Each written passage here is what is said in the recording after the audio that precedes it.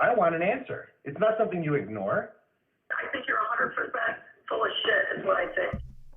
Your Ben Joravsky Show for Wednesday, July 14th is just moments away, but it's brought to you by SEIU Healthcare Illinois, Indiana, the Chicago Federation of Labor, and the Chicago Teachers Union. Thank you, unions. You're all awesome.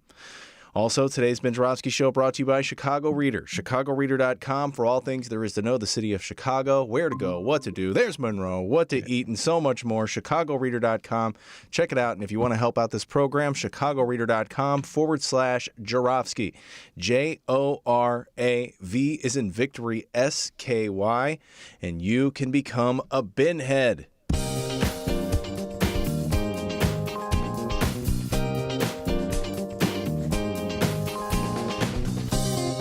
It is Wednesday, July 14th, and live from my apartment and his attic, this is the Ben Joravsky Show.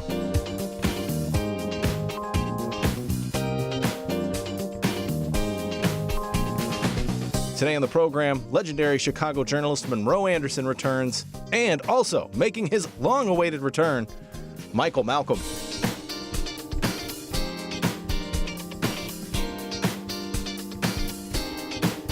And now your host, Chicago Reader columnist, Ben Joravsky. Hello, everybody. Ben Joravsky here. We're calling this Black Power Wednesday, and here's why.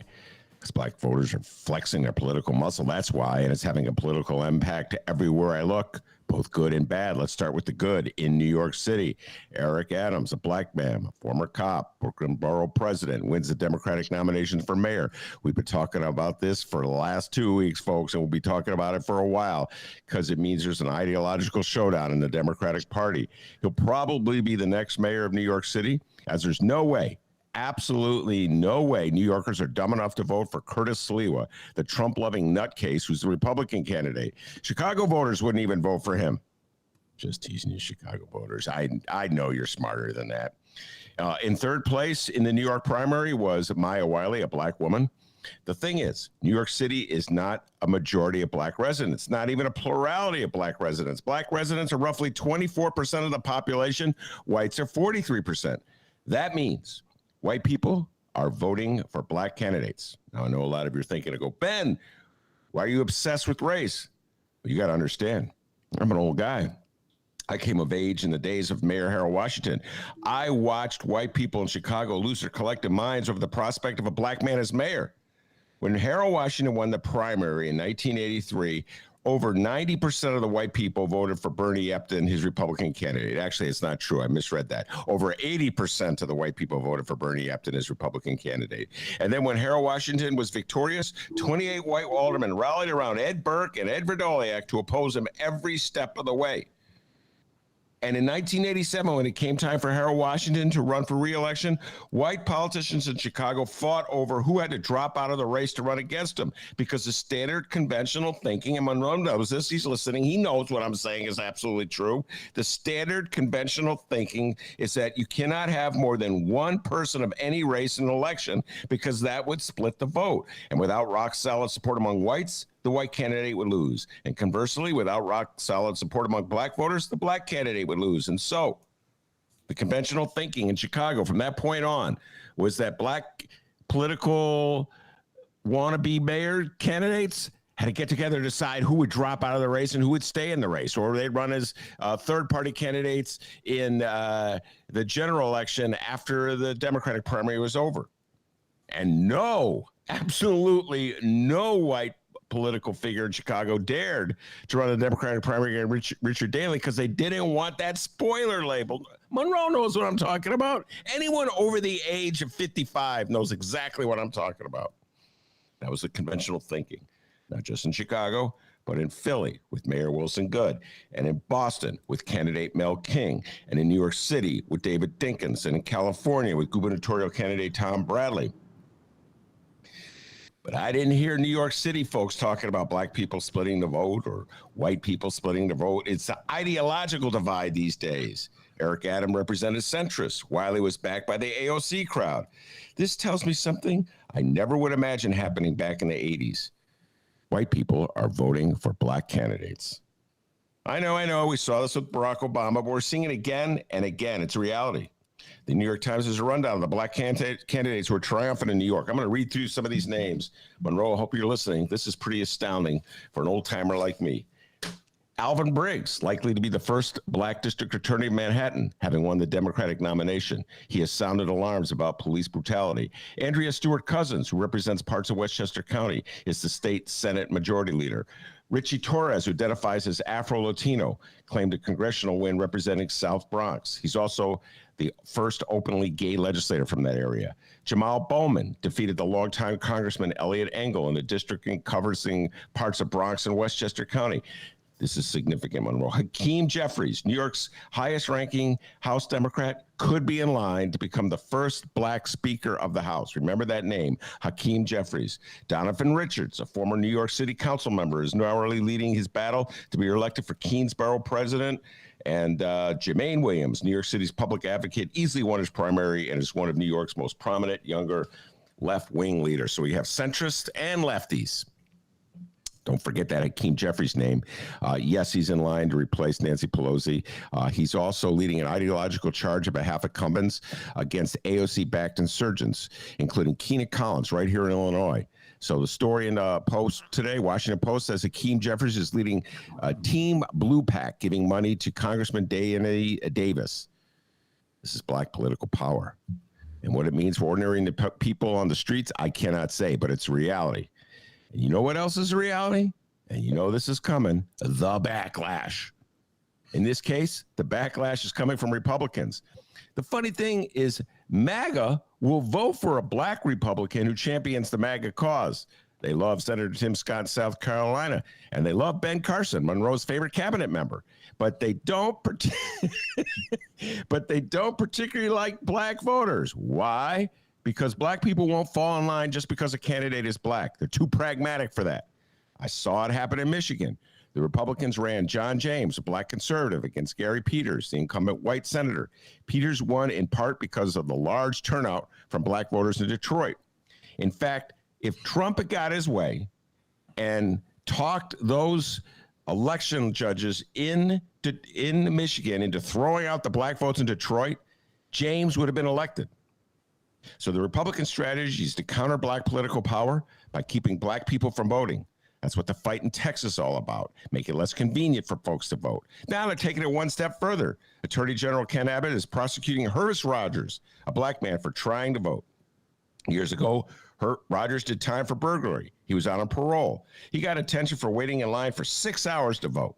Republicans obviously did a little investigation when they saw Rogers in the news, found out he was on parole. It's against the law to, quote, and knowingly vote while you're out on parole. And so Attorney General Paxton pounced, ordered Rogers arrested, charged with a felony of vote fraud that could bring him 20 years in prison. 20 years for trying to vote. Paxton defended the charges, tweeting, quote, Hervis is a felon, rightly barred from voting under Texas law. I prosecute voter fraud everywhere we find it. What about frauds like yourself and Trump? Are you going to prosecute yourself? By the way, Paxton is under state investigation accused of felony securities fraud for allegedly persuading investors to buy technology stock without disclosing his own financial interests. Let's hope he gets convicted and that he will lose the right to vote. If the Republicans had an ideology that they believed in, that could win over the Hervis Rogers of the world with their positions on things like climate change or taxes or immunization, I kind of respect them in a weird way, but they have no plan to win over black voters. So their only plan is to keep black voters from voting. You know, in some ways, nothing has changed from the 1980s. As soon as black people flex their political power, the white backlash comes. We got a great show today, everybody. Monroe Anderson is sitting by, the legendary Monroe Anderson. I know he listened to what I said. He's thinking about it. He's going to come up with some kind of interesting rebuttal or thoughts on it. And Michael Malcolm will be joining us, a weed travel food blog. I'll be talking about cannabis law in Chicago, politics in Chicago and Illinois, and nationwide, some crime issues as well. So, Monroe, welcome back. Monroe Wednesday. All right. It's good to be back. So my theory about black political power is that it almost always inspires one kind of backlash or another. You and I lived through the backlash of the 80s when Harold Washington was elected, and now we're seeing the Republican backlash of the 2020s. Your thoughts? This is how it goes with that segment of America that's white supremacists mainly, and that's why we had the Jim Crow laws. Because there were blacks in Congress, right, during Reconstruction, and that changed when they dismantled Reconstruction. The South was able to get, who was it? Johnson, I think, President Johnson, the first Johnson, who did in Reconstruction, and then they set up all these Jim Crow laws to make blacks again second-class citizens. This was the first time we were second-class citizens, and you couldn't vote. They came up with you had to guess how many jelly beans were in a jar to vote, or you had to pay to be able to vote.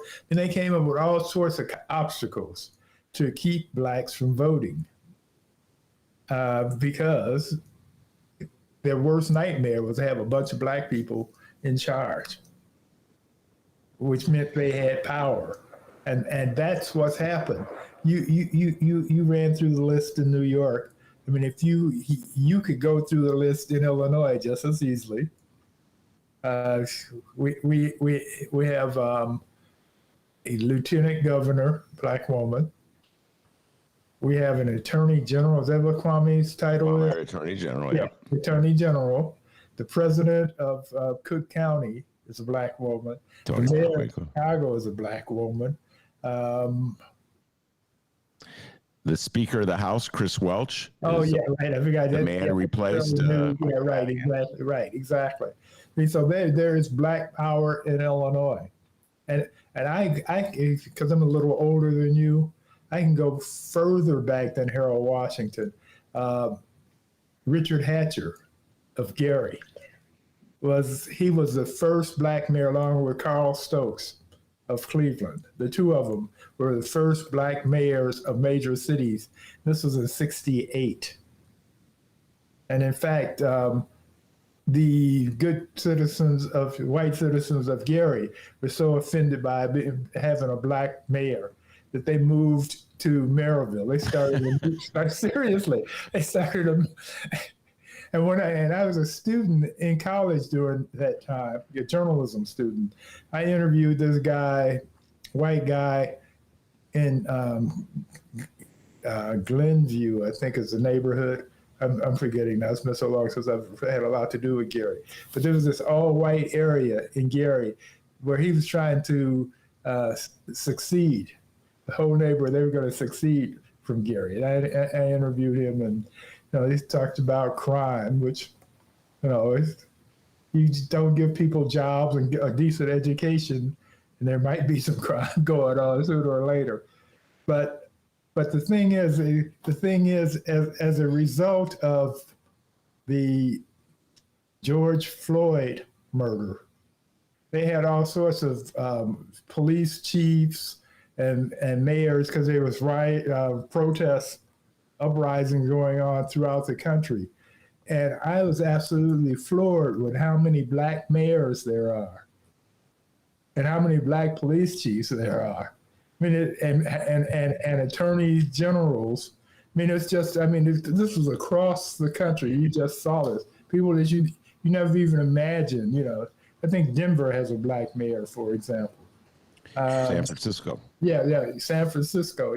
Well, they had Willie back.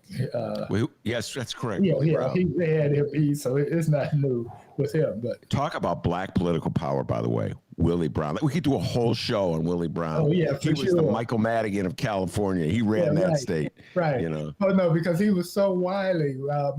When he sided with the Republicans at one point to get his power. I mean, he was Willie was a wheeler and dealer. I mean, for sure. And he was Kamala Harris's mentor, but that's a whole other story. So Monroe, let's talk about this from the vantage point of two old fogies, and let's, before we go to the negative, let's stick with the positive. Okay. I ran down the reigning theory of politics in well, just not just Chicago, but across the country from the 80s and into the 90s, and that is you can't have more than one candidate of any race in an election or you'll split the vote. That was just like the takeaway. You know, people in Chicago aren't that smart, but that was their takeaway. They figured that out from 83, that you cannot have, because we had two white people running against Harold Washington in the Democratic primary, Jane Byrne and Richie Daley. And so everybody figured out you can't have more than one. And you watched it, Monroe. You watched black political activists turning themselves inside and out to try to figure out the one black candidate to run against Richie Daley. You know what I mean? Yes. You could not have more than one. That was, and the white people were the same way with Daley. Like nobody else can run but Richie Daley. That was the Well, this was after Harold became mayor. They were, oh my God. That's when they decided only one white person at that point. Because what got Harold in office, as you know, and probably most of your audience, is the split between Byrne and Daley. Yeah. But just think about the radical change of mindset that we've lived through, you and I. Yeah. I first noticed it when Toni Preckwinkle ran was victorious in the Democratic primary in 2010 for Cook County Board President. She still holds the office. I believe there were 4 black people running in that primary, and there was one white Irishman. And everybody's like, oh, the white guy's going to win. And Tony mopped the floor with them. Right. And that's like, oh, my God, white people are voting for Toni Preckwinkle on the northwest side of Chicago. Right. I can't believe this. Right. You know? Right. And you and I have lived through this, Monroe. White people vote for black candidates now. Except with Harold, he never got majority white vote. No, that was in the 80s, yeah. Yeah, well, no, Obama never got a majority white vote. He never got, Google it. Oh, no, in the country, but he got it in Chicago. Oh, yeah. Yeah, I love him in Chicago. Right. Well, this is a homeboy, you know, so. Yeah, but your point's well taken. I don't think a Democrat, and correct me if I'm wrong, Monroe, you would know this. I don't believe a Democrat of any color has received a majority of the white votes since LBJ in 1964. Right. Which you were a young lad in Gary. Right. When LBJ had the audacity to introduce the voting rights bill. I mean, he himself said it would take a generation for the Democrats to recover from that in the South. Yeah. Well, actually, it's been 2 generations and counting. You know, so. It's going to be a long. This is the backlash. This is the new backlash. So we're talking about. I'm trying to accentuate some positives that at least among Democratic voters, white people are willing to vote for black candidates. All right, great for you, white people. Here's a medal. But it's a reality, and the results of that reality can be seen, as you just pointed out, in all these figures throughout the country who hold power, real legitimate black power. Right. But in terms of the larger political context, where you factor in MAGA, the South, and the Republican Party, there's a backlash going on that's every bit as vehement as the one that Harold Washington faced in the 80s. Or the anti-busing movement a generation before that. Absolutely, but it's targeted at black voters. Yes. You know, it's just like, we don't want you to vote. Right. Right, because you don't vote the way we want you to vote. Yeah. You know, and in the 80s, the thinking was, with Harold, because it was new, that white people were afraid because they thought if a black got in office, he would do to them what they had done to us, that it'd be a revenge time. And of course, Harold was fairer than fair. It didn't happen. Obviously, Obama, as president, didn't do anything anti-white people. So this whole notion of, well, if they get in office, then they're gonna treat us as badly as we treated them. That's not come to fruition. So you don't have that argument anymore. Let me ask you this, Monroe. The story of Hervis Rogers, you and I talked about it yesterday when we were having one of our off-the-mic political talks, which go on for hours. We're two obsessive political geeks. And I've been thinking a lot about Hervis Rogers, and he is the 60-something-year-old black man from Texas who's now facing charges of vote fraud. Could result in 20 years in prison. Yeah. 20 years in that's just that blows my mind. That if that doesn't send a message to black people in the South as in, don't vote, I don't know what does. Right. If Hervis had come out and said, I was a Trump supporter.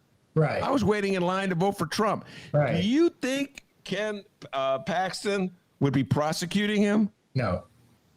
Yeah, what's really interesting is all these January 6th rioters and criminals, they're getting slaps on the wrist. They're being released. They're not getting 20 years. And they tried to take over the U.S. government. They 140 cops were injured during the battle to take over the U.S. government. And they're treating them like white-collar criminals. The judges are, for the most part. And even when they're in prison, one of the guys was upset because he wanted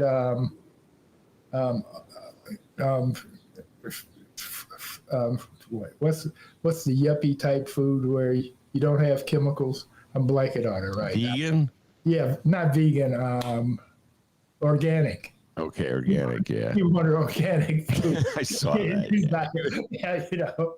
Whoever heard of an organic food eating Trump MAGA hat? That dude's all mixed up. Yeah, right, exactly. I mean, they have been treated way better than this guy was treated. Oh my goodness. Yeah. So this is justice in America. But I could guarantee that if Hervis Rogers had come out and said, I'm for Trump. Oh, yeah, right. Oh, my goodness. He'd be a hero. He'd be on Fox TV. Yeah, right, exactly. Tim Scott would be embracing him. And Exactly.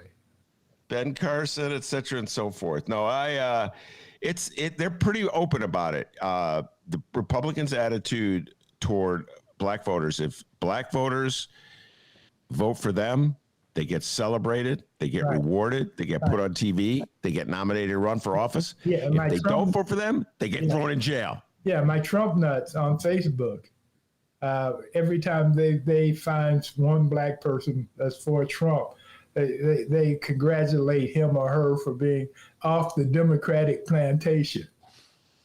And some of those black people who are Trump supporters congratulate themselves for being off the Democratic plantation.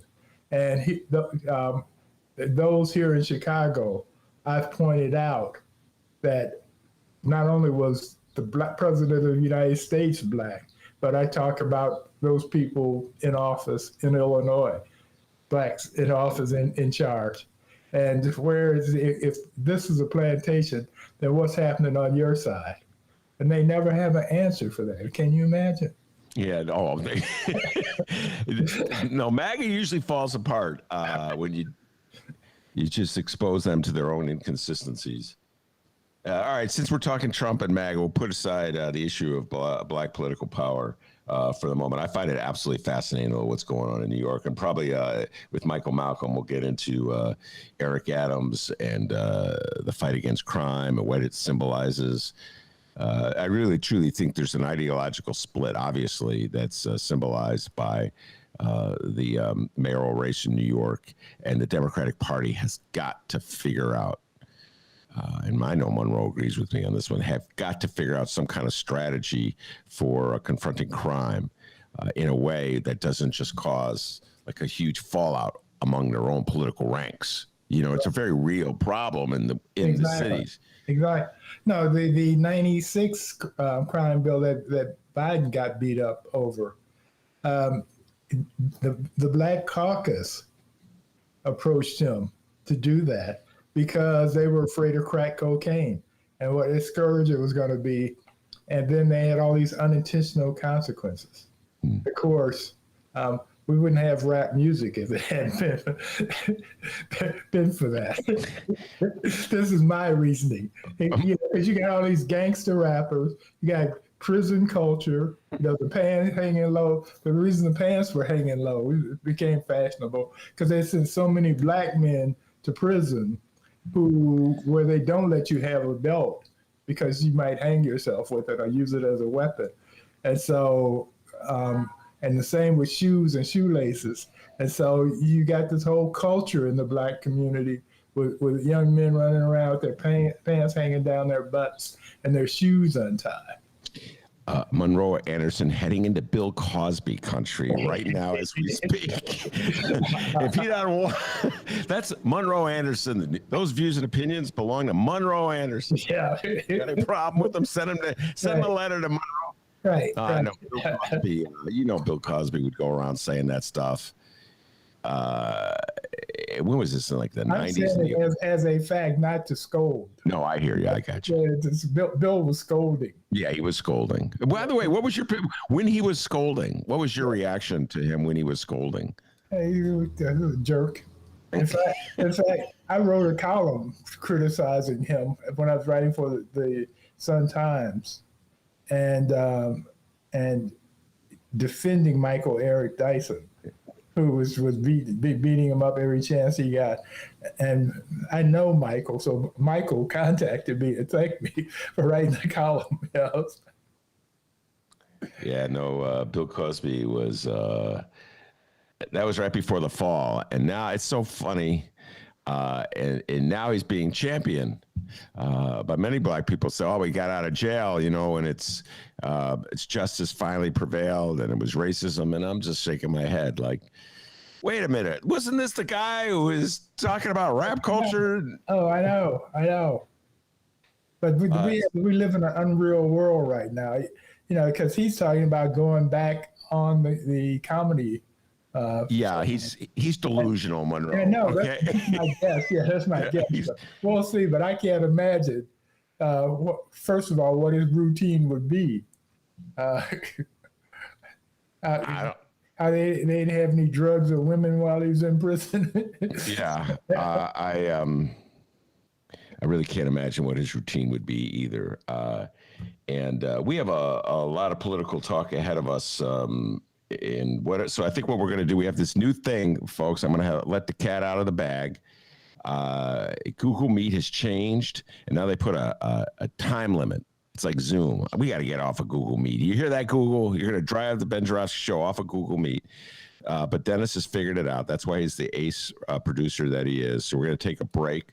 We're going to reach out to our next guest when we bring him on, Michael Malcolm, and we're going to continue with Monroe, have a discussion about the latest book on Donald Trump, which I've spent the better part of the morning reading about Michael Bender. It's unbelievable, the insanity that was happening in the White House in the aftermath. Well, leading up to the election, through the election. Michael Bender from Wall Street Journal correspondent has just come out a book. We did win this election, and Monroe shares my obsession with it. Frankly, we did. Frankly, yeah. We did win. Frankly, we did. How can I forget the frankly part? So we're going to take a break, and when we return, Monroe will be with me, and Michael Malcolm will be as well. We'll be right back after this.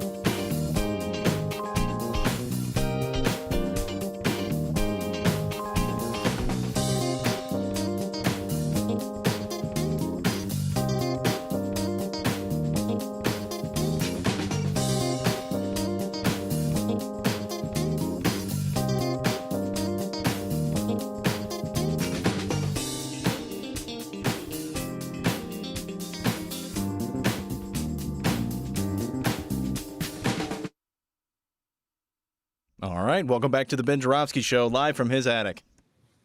We are back. We had to do that for Google Meet. Now I have to send this to my guest. Check your email. Oh, my guests with their email. This is one thing I've learned, Monroe, from doing this show. Nobody looks at their email. In fact, I just read this article in the, where was it? I forget what it was, either Washington Post or New York Times about Z's, Generation Z. They don't even use email anymore. They hate it. And you know what? I'm with them. Nobody looks at their freaking emails. Our Michael Malcolm has joined us after me just going on and on how people don't look at their emails. Michael Malcolm has joined us. Can you hear me, Michael? I can. How you doing? All right, I'm doing very well. Am I good? Yes, you're good. You sound great, and we're live. Great. Monroe Anderson is with us as well, legendary Chicago journalist Monroe Anderson. Michael Malcolm is, of course, an expert on all things cannabis in the city of Chicago, the state of Illinois, but he's also very politically active. And we're going to finish up the conversation we were having, Michael, before we go into discussions of cannabis and policing and all the other issues that you and I were planning to talk about. But you could join in as well with Monroe Anderson. So, Monroe, you and I have been obsessed. Neither one have read the book.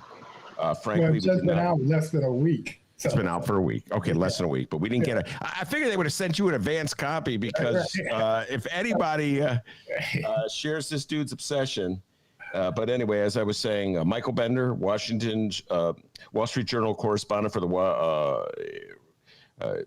White House, covering the White House. Frankly, we did win this election, and I've read a lot about the book. Go ahead. Right. Okay. Before we discuss the book, I have a pop quiz for you. Uh-oh. Oh, God. Okay, 10 trivia points. Go ahead. Okay. Barack Obama's first year in office. How many books in English, the English language, were published about him? Oh, my goodness. How the hell would I know? In his first year, talking about 2009? Yeah. 5. 800. Oh! Wow. I was all 800. Good God. And how many of them did you read? Okay. Second part. This is double question. Okay. Yeah. In his first year in office, how many books in English were published about Donald Trump? So that would have been 2017. I don't know where you're going with this. So I'll say 100. 4,500. 4,500? Wow. Yes. So Yes. what does that mean? Does that mean that there's more money to be made selling books about politicians today? And both were notorious in their own way, of course. But Trump, I mean, and there's an avalanche of books coming out about Trump now. And yeah. This one was Bender's one of them, and Wolf has another one out too. Yeah, Michael Wolf. Michael Wolf has another one out. Now, the thing is, Michael Wolf's expose, which came out, I believe, is one of the books that came out in 2007, or maybe it was 2018. I remember when it came out. What was it? Fury was in the title. Yeah, I think Fury was in the title. Right. And he had contacts. He had insider contacts in the White House. He was in the White House. Yeah, he was in the White House. He's just sitting around, and they just ignored him. He was a fly on the wall. But here's the thing, Monroe, and we'll get into the specifics. And Michael Malcolm, you can weigh in as well. But the reality is that Donald Trump, it's so weird. Donald Trump is a twisted dude, man, on many levels, but this one particular level. So I'm reading about the Michael Bender book, and he's outraged, Trump is, by leaks, okay? Like leaks coming out of the White House about, that he was in a bunker. That's what really irritated him. Because he's a tough guy. Yeah, and you could say he doesn't care. If you say that he was making phone calls to election judges in Georgia or Michigan to try to get them to throw out he doesn't care about that. He brags about that. Right. But if you say he's a wimp, booty calls from Putin in the middle of the night, that was okay. Yeah, that's okay. But if you say he's a wimp who's hiding out in a bunker in the basement because he's afraid of Black Lives Matter protesters, he wants investigations, journalist phones, records secured, etc., and so forth. And he wanted the U.S. Army to go out and shoot him. That is so deep, man. Yeah. He wanted to shoot him in the legs. Shoot him in the leg. That's like Daley. This is Michael Malcolm. This goes way back before your time. But Richard J. Daley, the mayor of the city of Chicago in 1968, when the rioting broke out on the West Side after Martin Luther King was killed. Monroe remembers this. Yeah. Said, "Shoot to kill." What was it? Arsonists and shoot to wound looters. Like, Right. how are you going to be able? Like, what do they think they're marksmen? You know? Exactly. Oh, well, I'm just going to shoot this guy in the leg. Exactly. But I was Oh, no, right. I know. You know what's funny is I have a friend who would go to the gun range in the south suburbs. Mm-hmm. He go there to shoot, and he said the joke out there was, if you don't want to be shot by a Chicago policeman, run in a straight line. All right. You really are channeling your inner Bill Cosby. Yeah, I wouldn't advise that either. Yeah. So Monroe, one of the most telling aspects of the book, Michael Bender's book, and he actually had access to people in the White House. I believe these anecdotes because Trump's insane, but there's an exchange between Donald Trump and John Kelly, Right. who was chief of staff for Trump at this point, a former military man himself. And Trump says, and they quote him, "Well, Hitler did a lot of good things." And John Kelly says to him, "You cannot say anything supportive of Hitler. You just can't." Right. You would think Donald Trump would know enough. He said Donald Trump had Mein Kampf on his bedside. Look, nightlight in his bedroom. Well, my thing is that all the people who continue to serve, even though they knew all these things about him, it's like they stood beside him that whole time. And, you know, it took how many different things did he have to stay and do for them to actually leave? Like, you know, a lot of these people, it seems like their stories are a little self-serving. Well, first of all, most people stay with him until he fired them, it seems like, or Exactly. until the bitter. You got to get fired by Trump. Right. The cult of Donald Trump is really, Monroe and Michael, one of the most baffling things I've seen in politics. I've been following politics for a long time. Go ahead, Monroe. Yeah. The people who stayed with him are now saying and telling stories. These books that are coming out, but telling stories about how Trump would have been much, much worse if they hadn't been there Right. to rein him in. Right. Well, that's the self-serving part. And that's what any one of these books that comes out based on the recollections of people who are in the White House, you have to read between the lines because, as Monroe just pointed out, most of these recollections will be intended to shield the people who are offering the recollections from any culpability in the insanity of Donald Trump.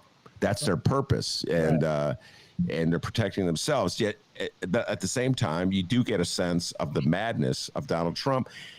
But I'm more afraid, Michael and Monroe, of the unyielding support of MAGA to Trump and the fact that the Republican Party, the other so-called leaders, and I got leaders in quote, of the Republican Party, are incapable of breaking their party away from Donald Trump. And so here we are.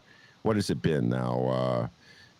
7 months or 6 months since Joe Biden was sworn in, and the Republican Party is still dedicated to the notion that there was election fraud in the 2020 presidential election, that Joe Biden was not really elected, that Donald Trump was cheated out of it, and that voter fraud is such a threat that they're going to throw Hervis Rogers into jail, and they're going to prosecute him in Texas. He's facing 20 years in prison. Monroe and Michael, they've not yielded in any way at all from the central thesis of Donald Trump. Yeah, I mean, I think that it's a bigger statement on our general society right now, where social media conspiracies kind of rule the day, and people don't care about facts and reality. Like I think that's the bigger proof. And it's to me, it's almost easy to blame the Trump supporters, but you see some of the same things on the other side, even when it comes to, you know, the virus and vaccinations. Like, people have all type of conspiracies, and, you know, even on a lighter note, you know, astrology, and just people are just very tribal right now. And they're like, that's what's ruling the day, I'm saying, especially on social media. All right. Before we move to what's going on in Illinois and Chicago on a matter of cannabis and crime issues, Monroe, I do have to ask you one thing about the insanity of MAGA when it comes to the pandemic, following up on what Michael said. I see evidence all the time that we're about to have another surge. And this one, there's no doubt in my mind. I don't know who else to. There's blame. There's culpability. It's Republican Party, and the fact that they're not promoting the vaccinations, Monroe. The fact that they're have allowed this to turn into this, a political dispute, as though there is a Democratic and Republican ideology on this matter, as opposed to just an overall medicinal matter, is threatening the country. You and I were just talking about this in Tennessee. They fired Michelle Fiscus, who was the health director. She says it was backlash by Republican legislators who thought she'd gone too far in pushing teenagers to get the shots. I mean, we're in serious problems in this country right now when something as basic as health advice has become a political tool. Yeah, well, it's tribal now.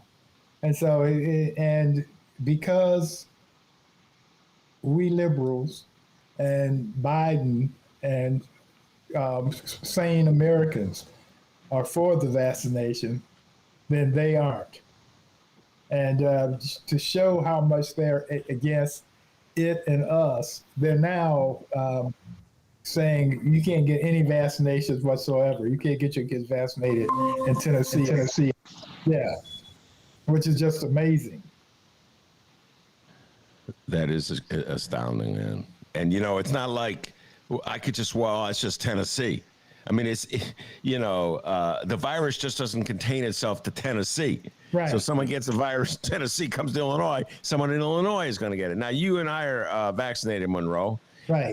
And so we're quote unquote protected. Right. But there's a large portion of the population in Illinois, I think it's in the 40%, that's not vaccinated.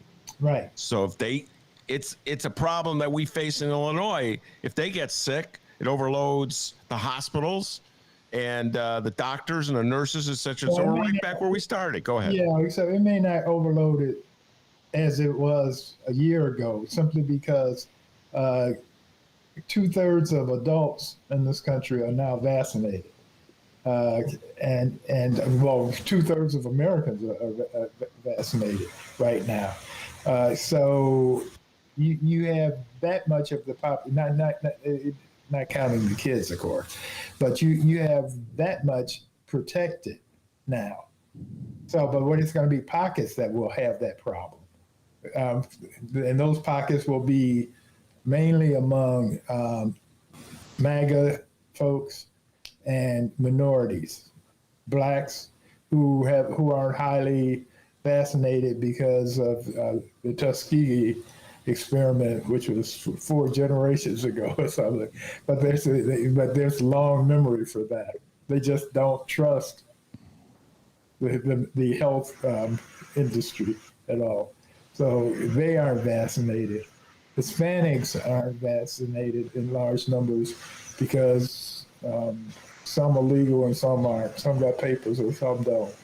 And then the MAGA people who proudly show that, and what's really funny about that is Trump is vaccinated, Pence is vaccinated, all the Fox people are vaccinated that are telling them don't get vaccinated. I mean, it's just amazing.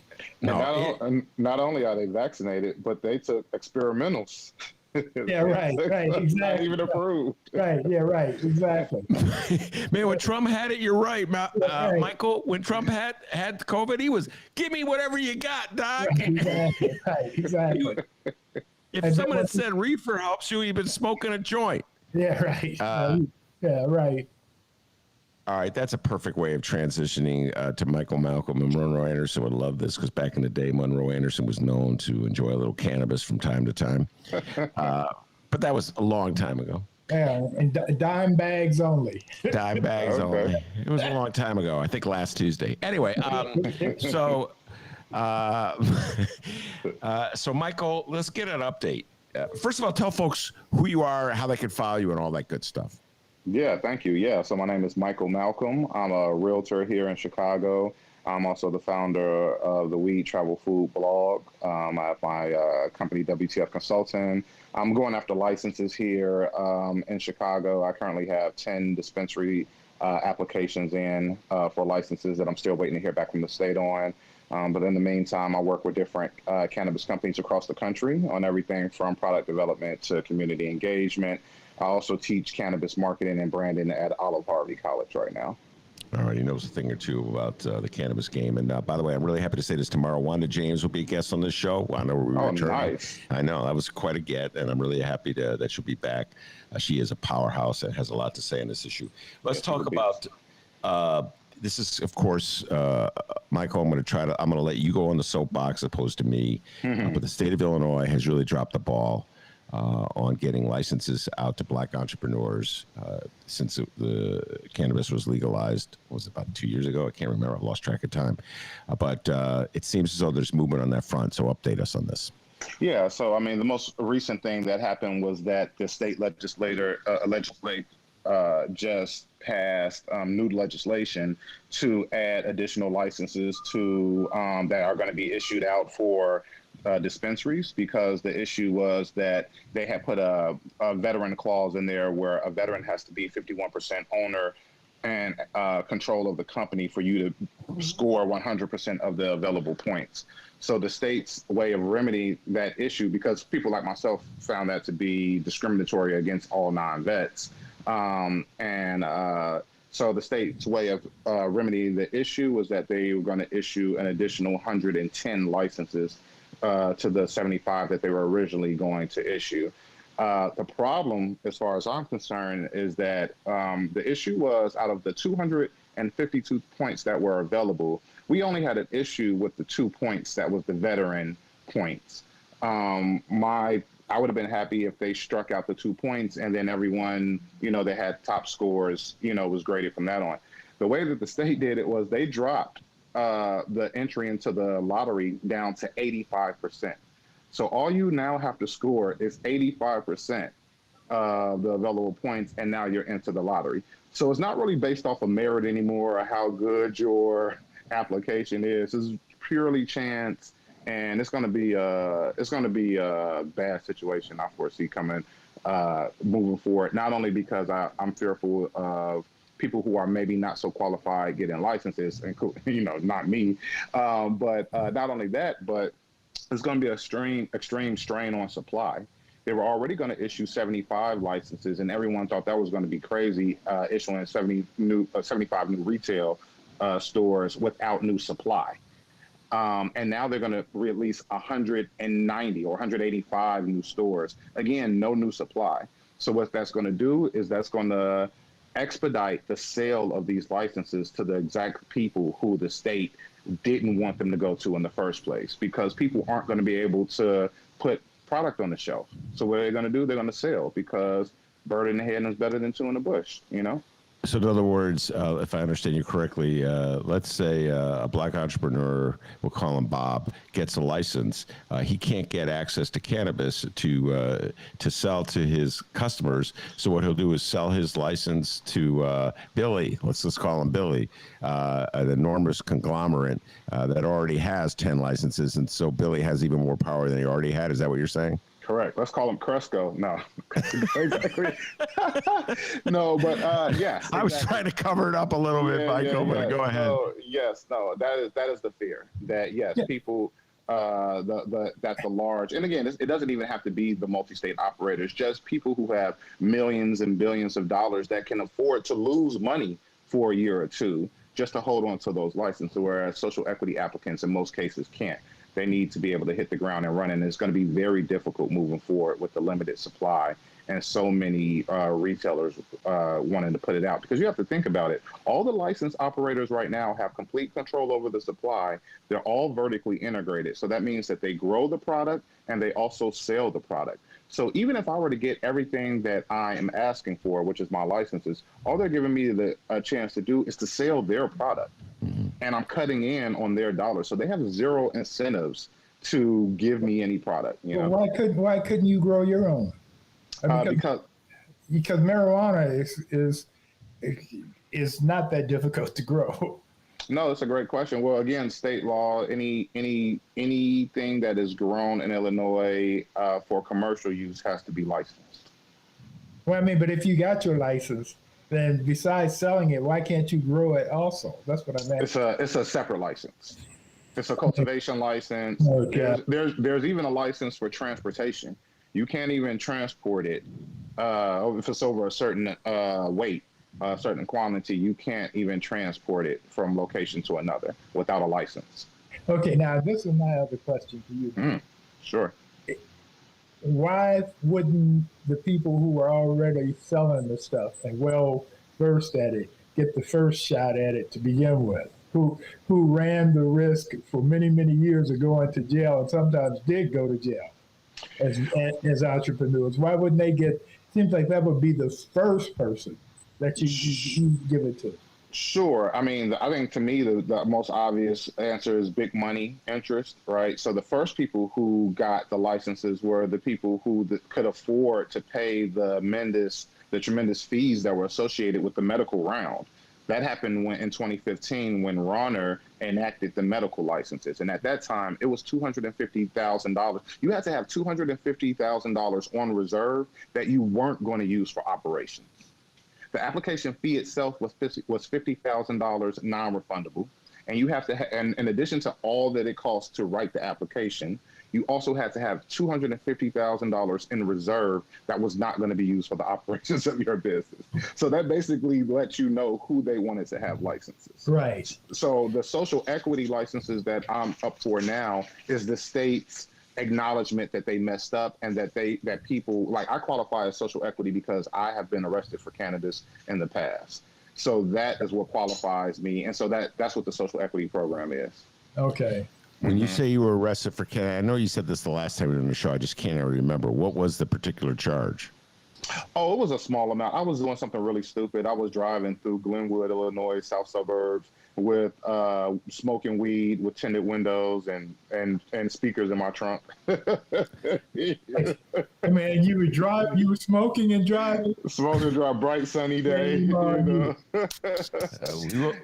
It seemed like a stupid thing at the time, but now, I mean, I'm on a show with you guys, so I guess it wasn't all that bad. Yeah, it wasn't that bad. You're about to get a license, baby. But here's the deal. The point that Monroe was getting at with his question was an excellent point. And Monroe and I are, again, this is the age thing, I always bring it up. We're old enough to remember when the lottery came in and it took the numbers racket out of business. Basically, the lottery is just the numbers. Yeah. And the numbers was run as the rackets in black neighborhoods for years. And it was black people, you know, and maybe the Italian mob may have been overseeing the whole thing, but they moved in and muscled in. It wasn't theirs initially. Initially, yeah. Monroe knows a lot about this. He's written about this and studied it. The thing is, as soon as you quote unquote legalize a vice, Michael Malcolm, black people get thrown out of the equation. And Monroe's point's a good one. Like all these years when reefer was illegal, there were a lot of quote unquote black entrepreneurs selling it. Yeah. And at tremendous risk. Street entrepreneurs, I call them. Say that again? Street entrepreneurs. Street entrepreneurs. Right. And now that it's legal, well, you know, it's a combination of like the war on drugs, Michael Malcolm. So, you know, it's bad that you did it when it was illegal, but it's okay to do it when it's legal, but you need a lot of money up front to get off the ground because they gave the advantage to the medical marijuana community at the outset. And it's just, you just see all these obstacles that are placed in front of black people, black entrepreneurs, and they're essentially, we've seen, locked out of this market. Go ahead. Yeah, for 100%. And again, like I said, the current operators have zero 100% of sharing the industry with anyone who wants to get in, the new applicants like myself, because they're making for the month of April and the month of May $150 million in sales each month. And that's only for the state of Illinois, $150 million in sales each month. So again, they have zero incentive to give me a license. Wait, $150 million a month in sales of cannabis For Illinois for alone. Illinois. I got Illinois alone. We had in the show, what was it? I'm losing track of time. Yesterday, State Representative LaShawn Ford, who's been very critical of the state for its rollout. And he gave a little shout out to Pritzker. And I'll tell you what he said and then get your response, Michael Malcolm.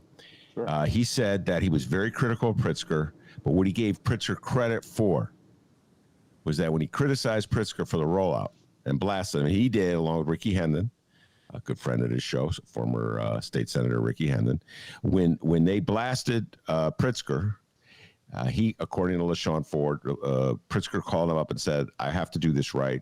I want to make amends. So in other words, Pritzker didn't get offended by it, and he didn't freeze him out, lock him out, and just pretend as though the problem didn't exist. So that was LaShawn Ford's take on things with Pritzker and the rollout. What's your take on things, Michael Malcolm? I would agree with that. But like I said, number one, they messed it up from the very beginning, right? And so we can't just like brush that over, because it gives there's going to be a lot of people that are going to be able to take an advantage of the things that were initially messed up, and a lot of people that are going to be put at a disadvantage. So them acknowledging it, I mean, I guess it goes so far, you know what I mean? But then I think the bigger issue for me is that when they try to remedy the issue, whereas, again, like I said, the main issue was 2 points out of 252. Instead of addressing, say, okay, you can just qualify, whoever doesn't have those 2 points, the top scorers can still get into lottery. They lowered the threshold to 85%. That means that, again, it's a lottery. So I can have a top score. That still doesn't guarantee that I'm going to get a license. But by lowering it to 85%, it then takes away all of the like I said, the need for you to actually have a quality license. You can put in a B, a score of B, and still get a license. Go ahead, Michael. For non-business people like me, sure. Could you explain the point system? Because when you talk about it, could you explain that, how that Sure. works? Sure, and very simply, it's just that so again, it's an application, and each section of the application has a score, a point value to it, right? Those points in total equal 252. And the main issue why the licenses have been held up to this point, because our applications were turned in January 2nd, 2020. So we've been waiting over a year and a half now for these licenses, right? Okay. And the reason that it's been held up is because of 2 points. This is one of the reasons why it was held up. It's because of 2 points. Because the way, again, that the law is written, the only way for you to get 100% of the available points, to get those 2 points specifically, is if your entire company is 51% owned and controlled by a veteran. So again, I have people that, and again, and I like to say this all the time. I have to say this again. I feel like the state put people against each other. I hate that I have to say I have nothing against veterans. Right? I have nothing against veterans, right? So it's not about, they shouldn't be allowed. It's just that this is not a veteran program. This is a veteran for people who have specifically been identified by the state, been negatively affected by the war on drugs. Either you have been arrested for a cannabis crime in the past, or your immediate family member has. Now, how many points is it for that? Over 50. Okay. I want to say 50 to 65, something like that. Yeah, it's a huge. If you are not a social equity applicant, there's no reason for you to apply, because there's no way you're going to be able to make up those points. Okay. And then always the threat. Okay. Now, if I had the 50,000 to put in, and I had the 250,000 that I wouldn't use for the operation, would I have a shot at it now, or that day is come and gone?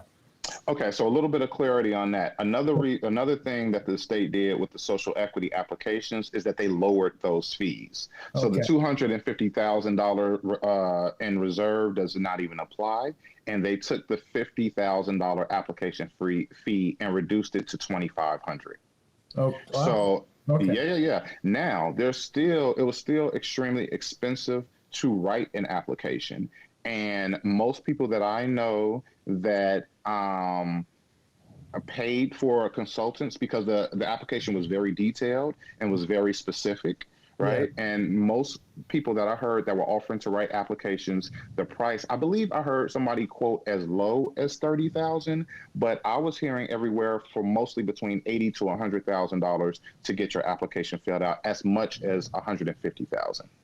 Wow. Yeah, Wow. there's a dollar amount Yeah. assigned to the value of my application that was turned in. Yeah. That dollar amount, that just what my paperwork is worth. Yeah. Right, one application is worth $150,000. That's just what my paperwork is valued at. Oh, yeah. Okay, now one other Sure. one other thing. Okay, could you give us two or three examples of other ways to get points? What's on the application, so we get an Sure. idea of how they're manipulating this thing. Sure. You also had to have a floor plan. You had to have, even though you didn't have to have the real estate, but you had to have some type of architectural drawings or sketching to show how your floor plan and layout was going to be.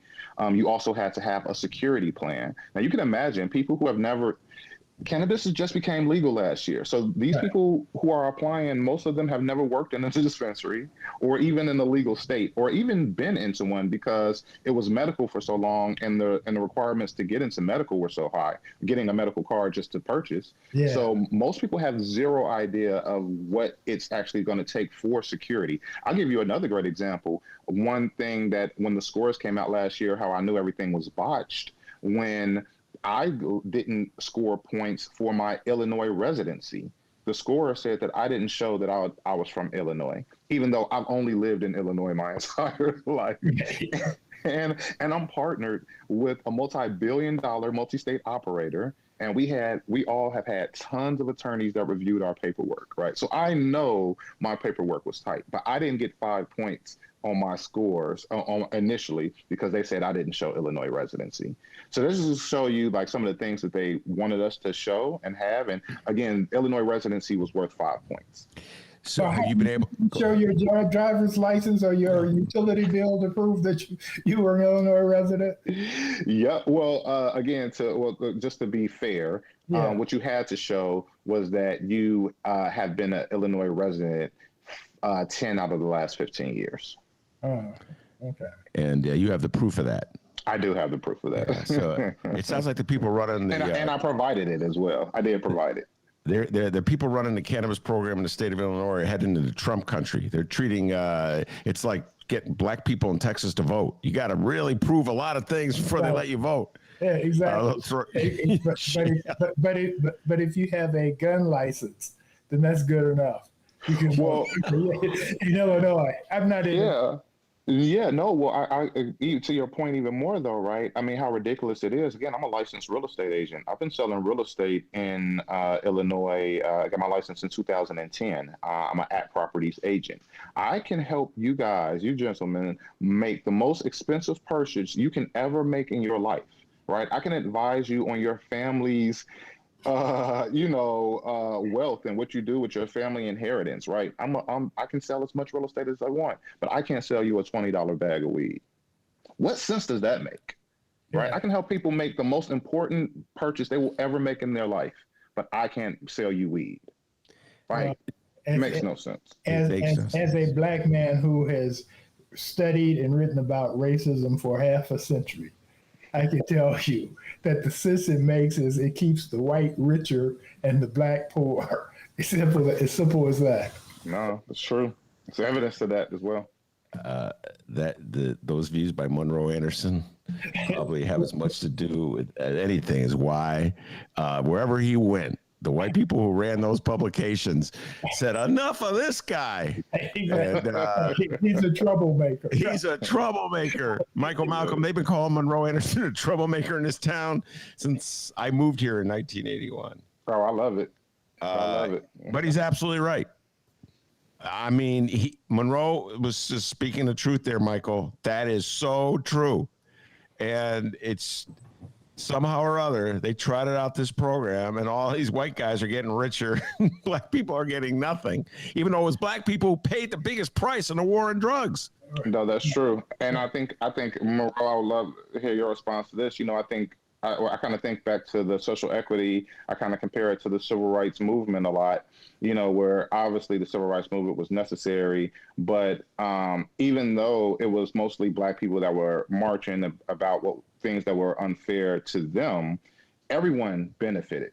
Yes. When the laws got passed. It wasn't specific to black people. Right. So I think we're seeing a lot of that happen right now, where I know people who live in West Town, right? Because I know attorneys, I know white attorneys that live in West Town, and because that area historically was a disproportionately impacted area, they qualify as social equity.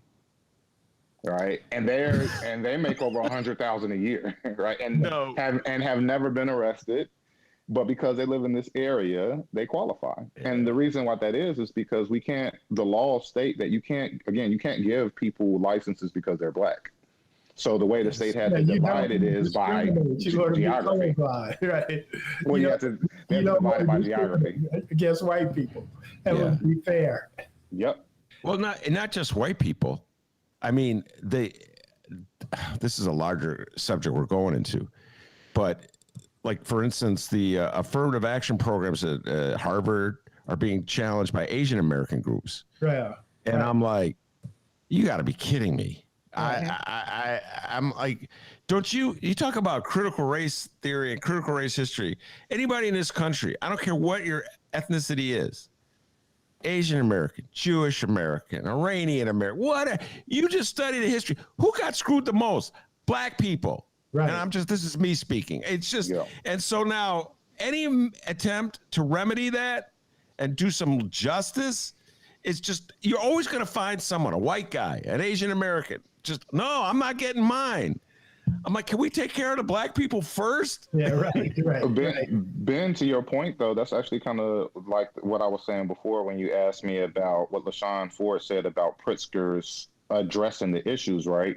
He did address the issues. And another issue that he addressed was that one of the other ways that you qualify as social equity in Illinois, besides being arrested for cannabis and besides living in a disproportionately impacted area, there's a third way, which we call the slave master clause. Whereas if a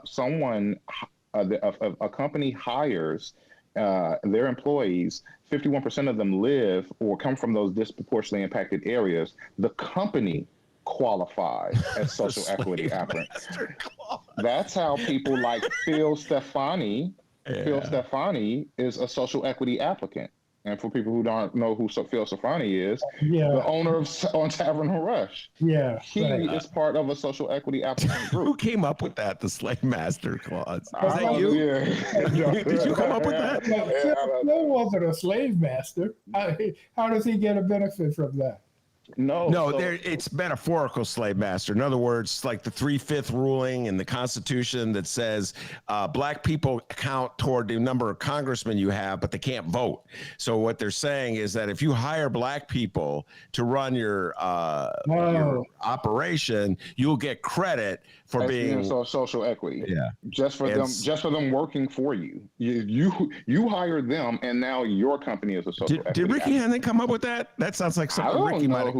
Well, let me tell you. No. Who came up with the slave the? Oh yeah, I don't know. But I just wanted to get to the fix, right? So the way that the state addressed this was that, again, when they added the additional licenses, they're still going to have the 75 license lottery round, which is we're calling now the veteran round, because everyone that's going to be in that lottery are all veterans, right? And then there's two additional licenses of 55, two additional lotteries, 55 licenses being given away in each.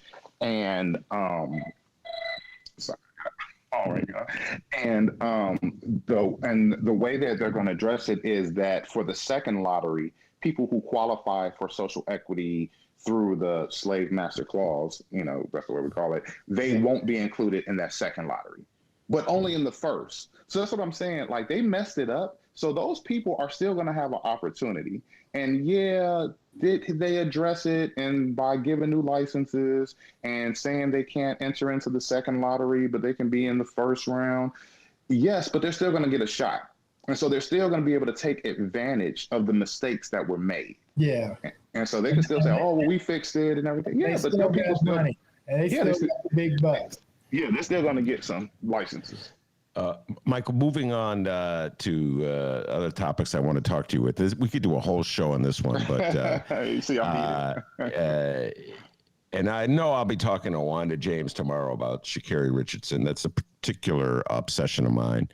The great Olympic runner who will not be allowed to participate because she tested positive for cannabis. Man, when are they going to end the war on drugs? It's insane. So I'm going to hold off on Sha'Carri for a moment and ask you about something you mentioned to me, the whole issue of open consumption.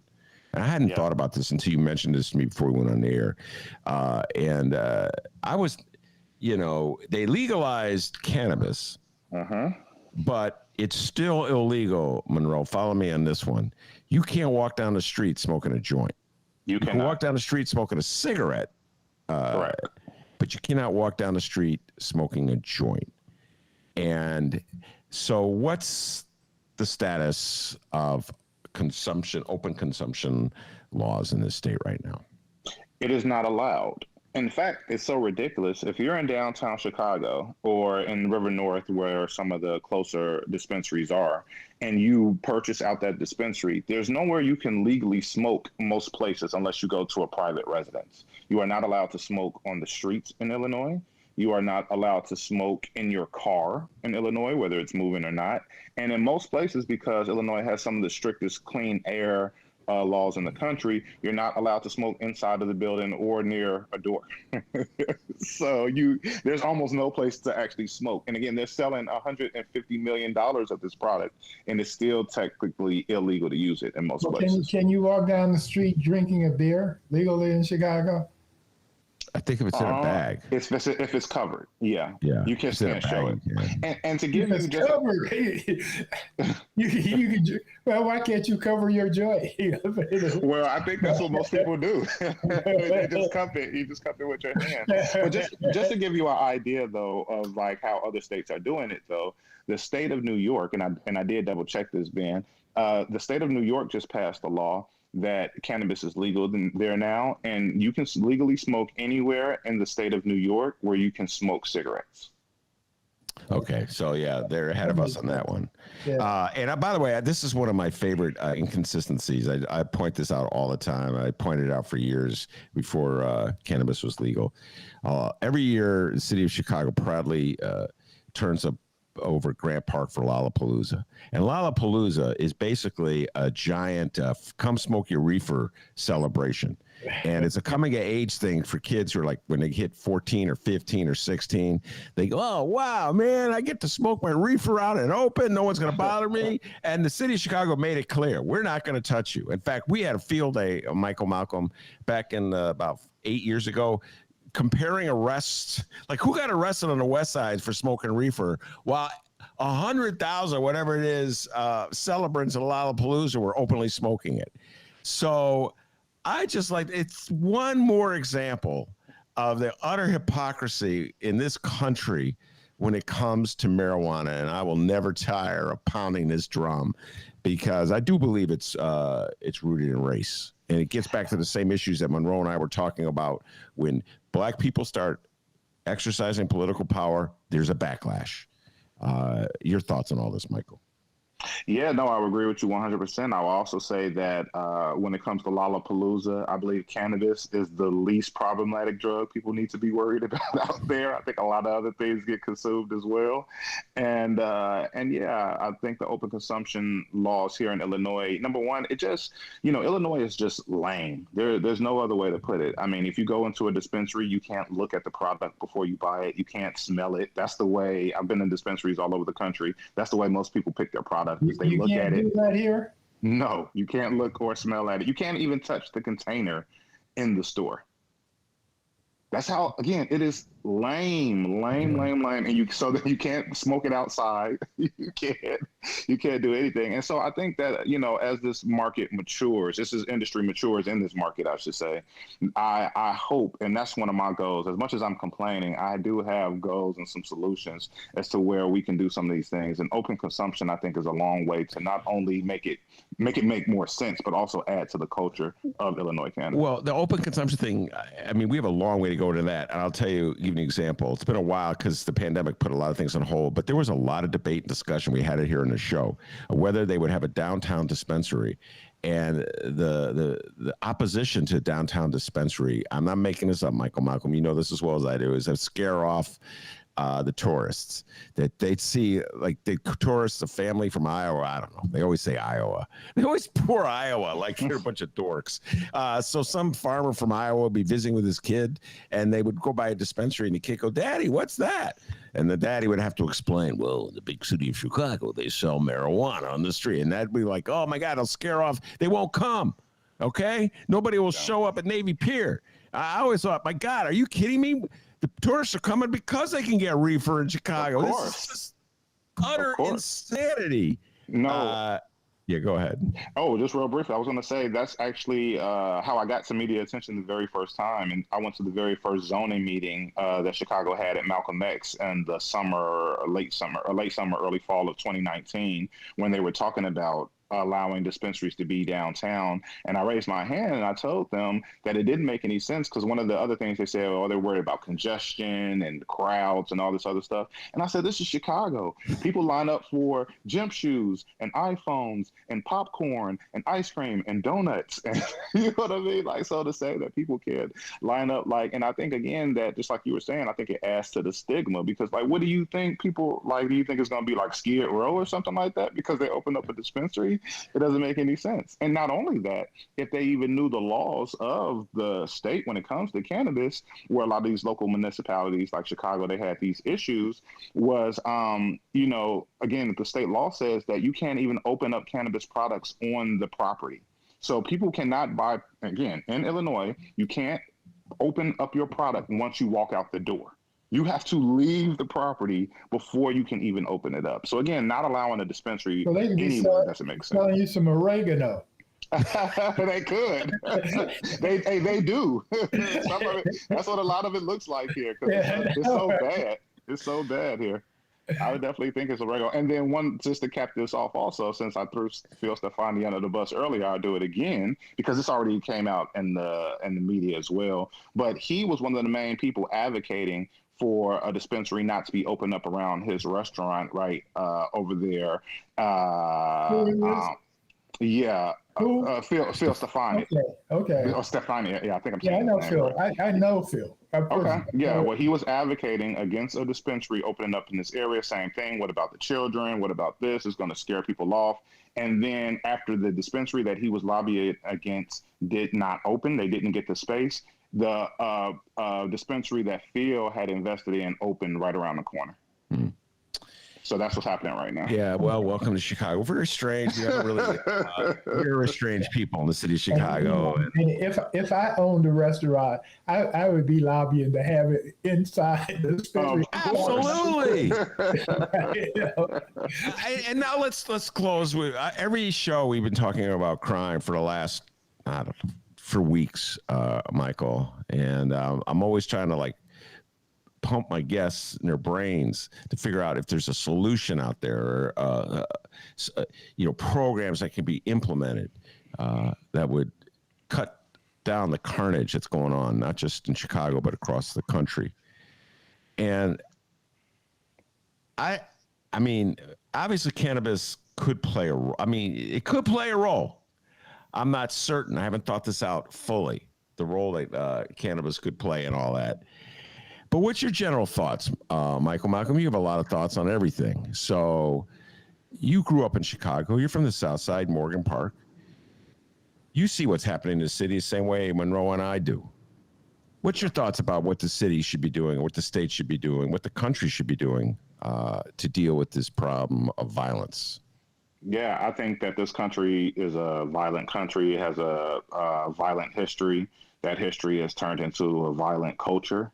right? And I think Chicago has always, we think about, it's always been a city of mobsters and gangsters, at least since the early 1900s. So I think a lot of this is just, it's a wheel that's been turning for a really long time. The color of the gangs have changed a little bit, and the mobsters have changed. And now, I think that the only thing that's really going to solve it is that we have to do something about the culture of guns. I just was looking back at some of the memories of some stuff I had posted on social media when I was talking about guns, and how, 8 years ago, people were really excited. I saw a lot of people really excited about conceal and carry being passed here.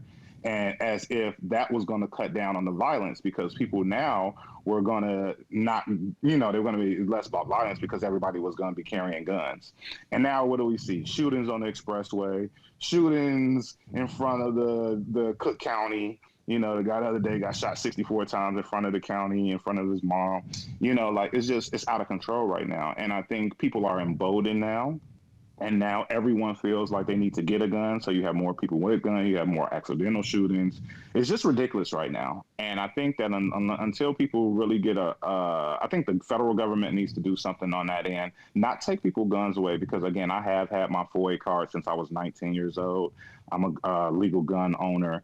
I think everybody has the right to protect their personal space. But I think the whole thing with everybody carrying their guns on their hip like it's the OK Corral, and I think it's just ridiculous. And we keep going that way, though. It's like, we're not dangerous, so you need more guns. You need more guns. You need more guns. And if guns were the solution, no presidents would have ever been assassinated or shot. You know what I mean? Like, more guns does not keep you safe.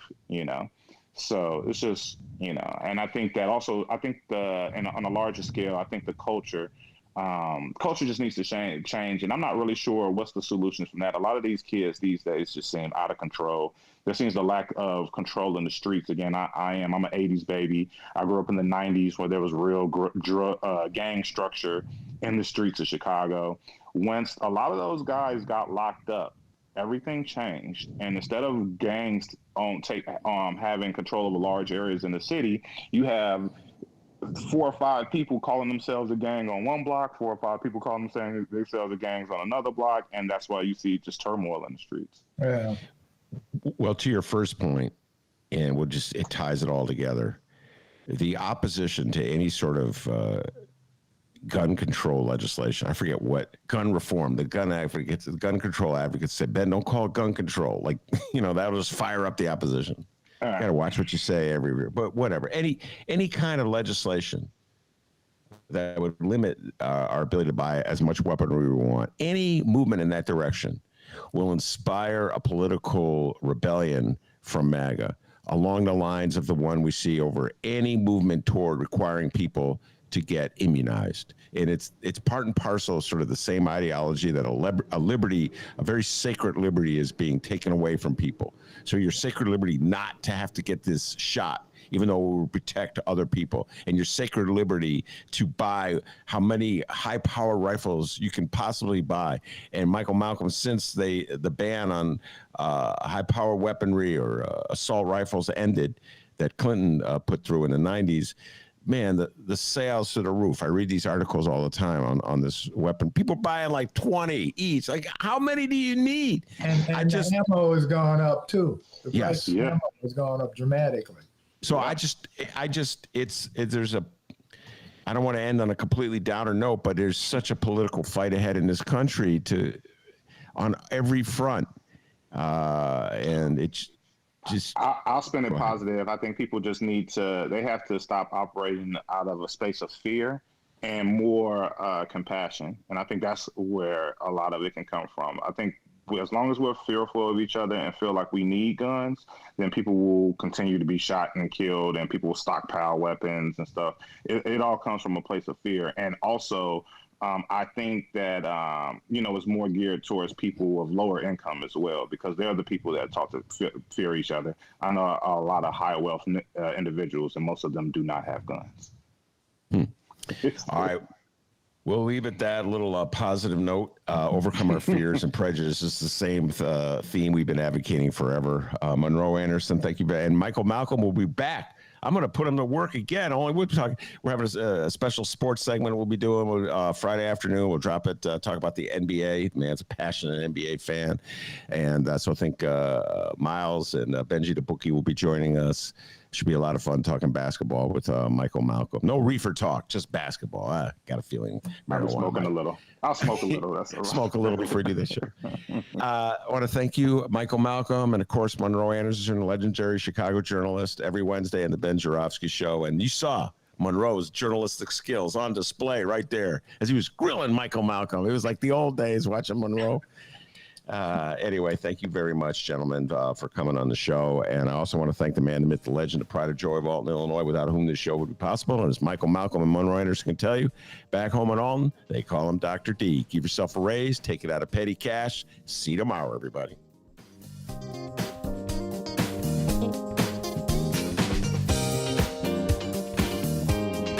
I want an answer.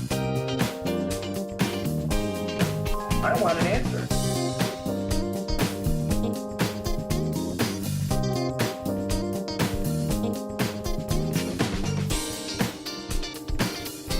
Nearly 1,000 miles.